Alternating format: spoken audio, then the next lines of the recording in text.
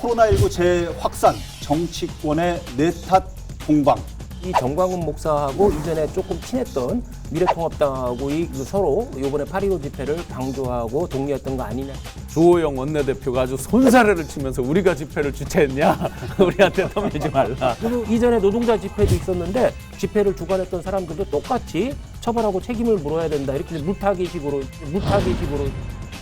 어쨌든 이런 거에 행정의 1차 책임은 이제 정부, 정권이잖아요. 그렇죠. 정부 여당이잖아요. 국민들에게 준 시그널이 잘못됐다. 여러분 안녕하십니까. 라이벌의 불꽃 토크 대결 리얼 토크 한판입니다. 최용현 변호사님, 신용환 교수님 오늘도 함께 하겠습니다. 어서 오십시오. 네, 안녕하십니까. 안녕하세요.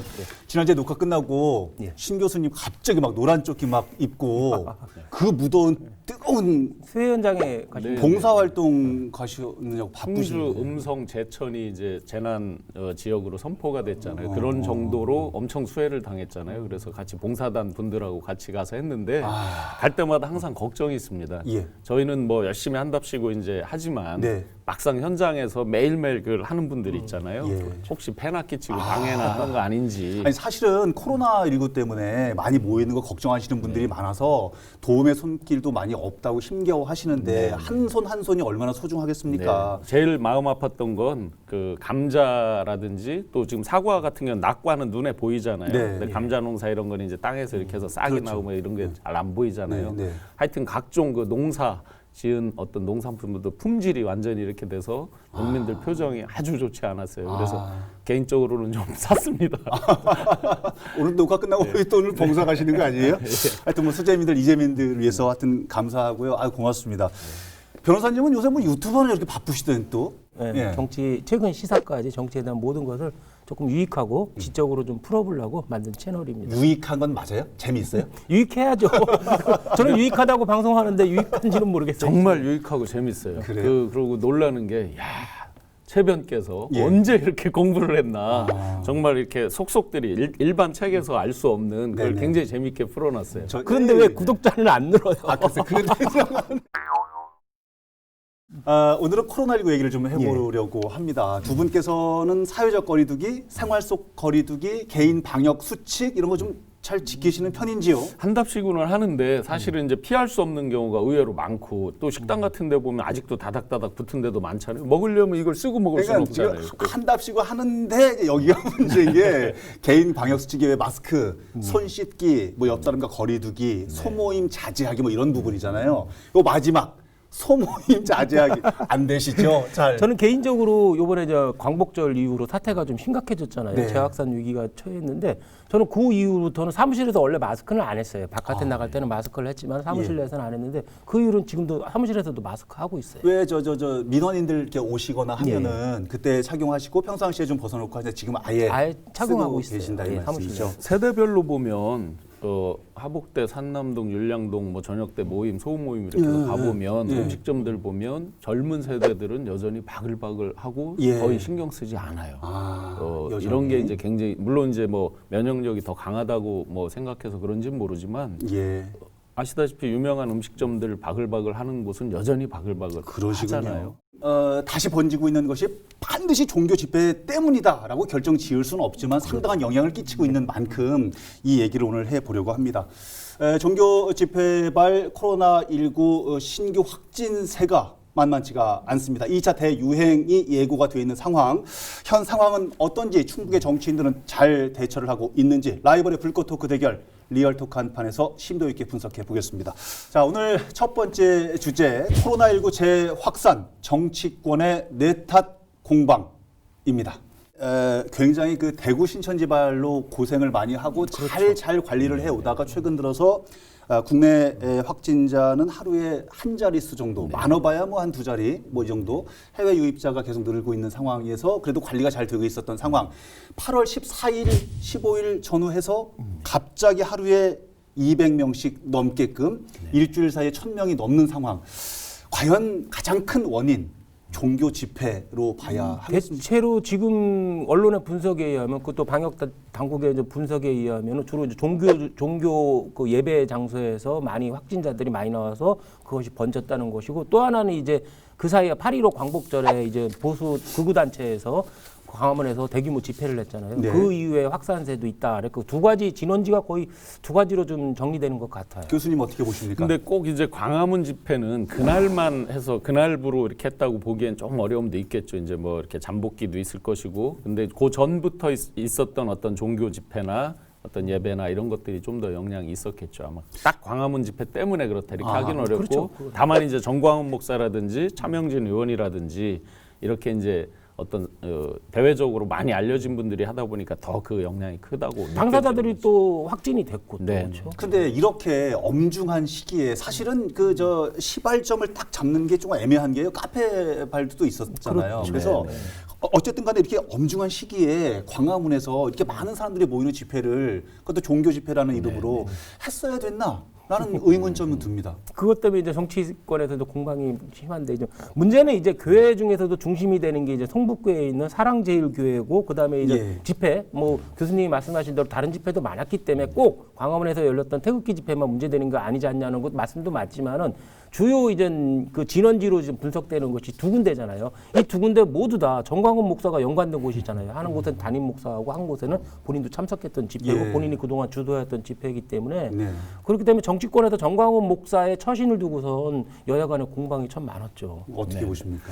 실제로 이제 아마 굉장히 그 전광훈 목사가 왜곡되게 하는 것은 맞는 것 같아요. 예를 들어서 뭐 거의 막 언론에 나온 걸로만 보면 예. 나는 어떻게도 걸리지 않는다라든지 주님이 다 고쳐줄 거야. 주님이 다 고쳐준다든지 예. 이런 건 사실상 사이비에 가까운 얘기잖아요. 예. 그는 일반적인 교회에서는 제가 예배를 참석하고 해봐도 일반적인 교회에서는 전혀 그렇게 하지 안 하죠. 않고요. 예. 실제로 최소한 한 4칸 정도 이렇게 띄고 거리 두기 해서? 새벽 네. 기도라든지 그렇게 하는 게 거의 모든 교회들인데 아마 현 정부에 대한 반발이라든지 이제 사랑제일교회가 가장 그게 이제 크게 이렇게 돼 있다 보니까 신도가 약 4천여 명 되는 중에 지금 17% 정도가 감염됐다고 맞아요, 나오는 걸 맞아요. 보면 예. 아마 그런 왜곡된 어떤 그런 생각 속에서 더 이렇게 반발심까지 더해져서 그렇죠. 교회 내에서도 그런 규칙, 수칙을 지키지 않았을 확률이 좀 높은 것 같고 8월 15일 날 당일 날도 그 집회에 참석했잖아요. 정광훈 목사가. 네. 그 당시에도 사실은 자가격리인가 그런 기간이었어요. 그 예. 주변에 확진자들이 있어서. 안 근데 나올 그것도 거다 막 그것도 그랬었는데. 무시하고 참석을 했고 그 현장에서 또 무슨 말을 했냐면은 그런 말을 했어요. 자신이 발을 묶으려고 누군가가 자기 교회에 바이러스를 뿌린 거다, 살포한 거다. 이렇게 대중을 선동하고 하니까. 그래서 지금 현재 이제 우리나라의 큰 기독교 단체들, 예. 그 연합회 등등에서도 정확히 그 입장 표명을 거리를 두고 하잖아요. 그분의 입장이 전체적인 교회 입장은 아니다라는 것을 명백히 하고 있는 거죠. 저희들도 이렇게 이제 정광훈 목사의 그 처신에 대해서 이번에 코로나 뭐 확진되는 거나 문제와 관련해서 이제 불만이 많기 때문에 시민들도 일반 시민들도 불만이 많은 것 같아요. 예. 청와대 국민청원까지 올라갔는데 그것이 닷새 오늘 이제 19일 오늘 닷새 지났는데 벌써 30만 명 이상이 30만 재수감을 명이 하고 원래 이제 정광훈 목사가 문재인 대통령 명예훼손 혐의로 재판 중에 보석으로 풀려났잖아요. 그렇죠, 그렇죠. 다시 재수감해야 된다라고 했는데 닷새 만에 30명을 돌파할 정도로 시민들의 불만, 정광훈 목사 개인에 대한 불만도 엄청난 것 같아요. 지금 18월 19일 현재 30만이 넘었다고요? 그렇죠. 국민들의 목소리를 대변하는 네네. 그 청와대 네, 청원은 그렇게 했는데 이제 한 가지 조금 안타깝게 보는 거는 그 대통령께서 이제 8.15 집회 이후에 바로 탁 집어서 특정 종교 단체나 집단을 딱 찍어서 원인처럼 얘기를 하셨거든요.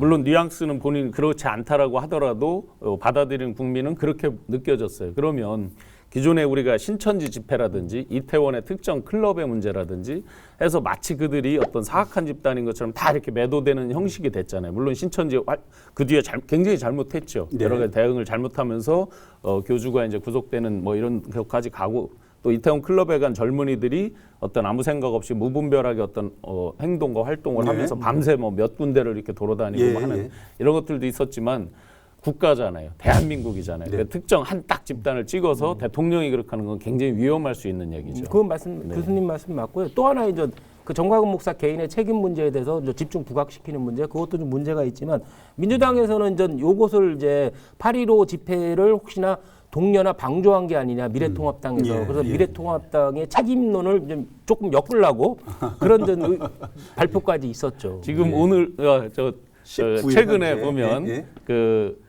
주호영 원내대표가 아주 손사래를 치면서 우리가 집회를 주최했냐? 우리한테 떠밀지 말라. 그리고 저 김종인 비대위원장은 유치한 공격 좀 하지 말라고까지 네. 얘기를 했죠. 근데 예전에 그 황교안 전 대표 시절 때는 사실 가까웠던 건 맞잖아요. 네. 예. 거기다 대해서 김기현, 하태경 그 미래통합당 의원 같은 경우는 네. 이전에 박원순 전 시장의 그 분향소에서도 노래 부르고 했다. 네. 왜 처벌하려면 그들도 처벌해라. 그다음에 이전에 노동자 집회도 있었는데 그 집회를 주관했던 사람들도 똑같이 처벌하고 책임을 물어야 된다. 이렇게 이제 물타기식으로 이제 물타기라고 평가될 만한 이렇게 이제 서로 이전 투구가 돼버리는 거죠. 또 최근에 이제 질타받는 것 중에 하나가 이제 사법부 그 법원의 그 대응이었죠. 물론 이제 법원에서는 조건을 걸어서 100여 명의 집회라고 알고 이제 아마 승인을 했다 이런 것 같은데요. 예. 그래서 속여서 집회를 했다. 예를 들어 속여서. 100여 명으로 신고해놓고 뭐 이렇게 왕창 이제 했다. 뭐 이래서 이제 법원은 사전에 그걸 몰랐다 이렇게 될 수 있지만 엄중한 시기에 급증하고 있는 어떤 추세적인 건 뉴스에 다 오픈이 돼 있던 상황이기 때문에 아마 그때 좀 이렇게 확실히 자제하도록 저기를 해줬으면 더 좋았지 않았을까. 아마 정치권에서는 그거 같아요. 민주당은 정광훈 목사가 국민적인 지탄을 받으니까 국민 민폐처럼 돼버렸으니까 이 정광훈 목사하고 이전에 조금 친했던 미래통합당하고 그 서로 이번에 8.15 집회를 방조하고 독려했던 거 아니냐는 식으로 엮어서 책임을 넘기려는 것 같고 또 미래통합당에서는 야 그러면 니들은 박원순 분향소에서나 노동자 집회에서나 그러면 니들이 책임져야 되는 거냐라고 물타기를 하고 있는 건데 서로 지금 코로나 재확산 위기에 대한 책임을 떠넘기는 프레임을 지금 만들고 있는 것 같아요. 근데 이제 아쉬운 거 하나를 말씀드리면 어쨌든 이런 거에 행정의 1차 책임은 이제 정권이잖아요. 그렇죠. 정부 여당이잖아요. 우리나라 감염내과 그 협회장도 하셨고 제일 그 권위자가 고려대학교의 김우주 박사인데 김우주 박사가 강력히 지적하는 것들이 있어요. 국민들에게 준 시그널이 잘못됐다. 요 얼마 전에 그거 기억나시죠?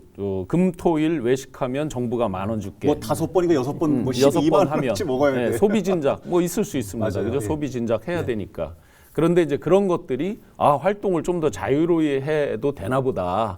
그리고 이제 사회적 거리두기에서 7월 말쯤에 뭐냐면 예를 들어 야구장 그동안 이제 무관중으로 하다가 입장시키는 했죠, 일부 조치라든지 입장. 여러 가지 이제 그 소모임 금지를 해제한다든지 그리고 어떤 강제가 아니라 이재명 지사 같은 경우 여러 가지 강제를 지역적으로 이렇게 하고 있는데 권고 강제가 아닌 권고 이런 식으로 이제 많이 했거든요. 이런 것들이 국민들에게 좀 더 자유로이 활동을 해야 된다. 해도 된다라는 잘못된 시그널을 줬다라고 이제 김우주 박사가 아주 강력히 지금 비판을 하고 그러면 있죠. 방역이면 방역, 경제면 경제지 이쪽도 저쪽도 어중간하게 한 시그널이 잘못된 거다. 근데 당시의 경제적 상황은 굉장히 어렵고 힘들었었거든요. 그런 면도 있을 거예요. 이게 좀 복잡 미묘한 문제인데 지금 뭐 경제냐 건강이냐 이걸 선택하는 차원의 문제인데 뭐 교수님 말씀도 일리는 있으시고 뭐 김우주 박사님 그분 말씀도 일리는 있지만 저는 조금은 정부 선택이 좀 맞은 것 같아요. 경제를 좀 풀어주는 것이 좀 낫지 않았을까. 저는 개인적으로 그렇게 생각을 해요.